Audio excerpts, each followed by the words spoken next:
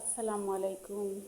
আজকে আমি বানাইমু গরুর আর কি মাংস হুকাইয়া অভাব হয় এটারে শুকনা মাংস আর কি বোনা করম একটু জাল দিয়া সব জাত মশলা এখন বিরান করলাম দেখাইমু আমি কিলাখান করি।